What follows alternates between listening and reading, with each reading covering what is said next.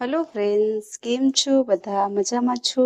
તો આજે હું તમારી સાથે શેર કરીશ કાચા બટેકામાંથી આજે આપણે બનાવીશું એક અલગ રીતે ટેસ્ટી નાસ્તો. તો ચાલો ફ્રેન્ડ્સ, રેસીપી આપણે શરૂ કરીએ. આપણે તવાને ગરમ કરવા રાખી દીધું છે.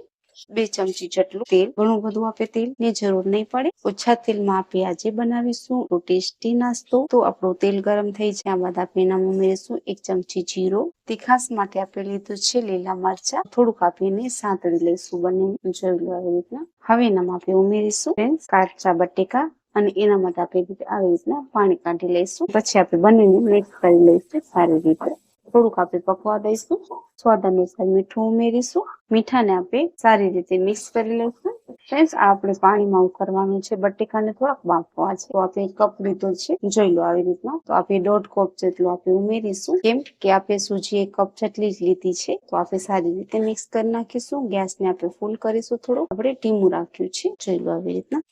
હવે એનામાં આપણે લીલા દાણા ઉમેરી નાખીશું. તો લીલા દાણા આપણે ઉમેરી નાખ્યા છે. આપણે સારી રીતે મિક્સ કરી લઈશું. થોડાક આપણે સફેદ તલ ઉમેરીશું. જો તમને ભાવતા હોય તો ઉમેરવાનું સ્કીપ પણ કરી શકો છો. આપણે સારી રીતે મિક્સ કરી અને થોડી વાર ઉકળવા દઈશું. આપણે 2 મિનિટ લાગશે. આપણે ગેસને આપણે ફૂલ કરી નાખીશું. તમે જોઈ શકો છો આપણું પાણી સારી રીતે ઉકળી ગયું છે. આપણે જે બટેકા ઉમેર્યા છે ઝીણા ઝીણા, એ પણ સારી રીતે બાફાઈ ગયા છે. તો ફ્રેન્ડ્સ, હવે એનામાં આપણે કટોરી જેટલી સૂજી લીધી છે. તમારે કને જેવી હોય એ સૂજી. પછી એને આપણે મિક્સ કરીશું. આવી રીતના જોઈ શકો છો તમે. ગેસને આપણે થોડું ડીમ કરી નાખીશું. તો આપણે મિક્સ કરી નાખ્યું છે આવી રીતના. ફ્રેન્ડ્સ, આપણે ત્યાં સુધી ચલાવશું ત્યાં સુધી આપણું આ બેટર છે જે આપણે સૂજીનું બનાવ્યું છે નાસ્તો. તો જોઈ લો આપણે સારી રીતે મિક્સ કરી નાખીશું. તો આવી રીતના જોઈ લો. તો ફ્રેન્ડ્સ, તમે જોઈ શકો છો બિલકુલ તૈયાર થઈ ગયું છે આપણું. હવે આપણું બેટર સૂજીનો નાસ્તો માટે આપણે જે બનાવ્યું છે ને કાચા બટેકામાંથી, એ તો બિલકુલ તૈયાર થઈ ગયું છે. હવે ગેસને આપણે બંધ કરી નાખીશું. એને આપણે ઢાંકીને 5-10 મિનિટ સુધી રેસ્ટ કરવા રાખી દઈશું.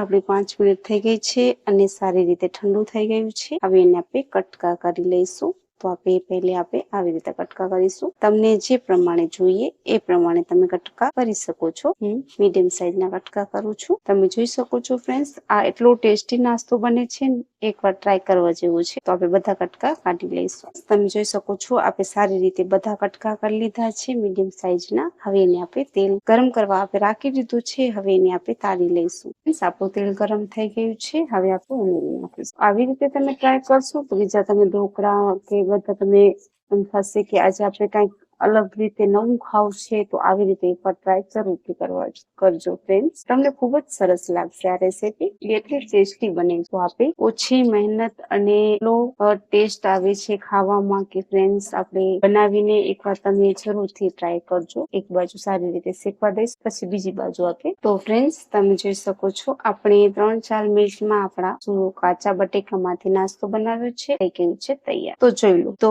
મિત્રો, જો તમને આ રોજના નાસ્તામાં કંઈક જુદું જોઈએ અને ટેસ્ટી જોઈએ તો તમે આ રેસીપી જરૂરથી ટ્રાય કરજો.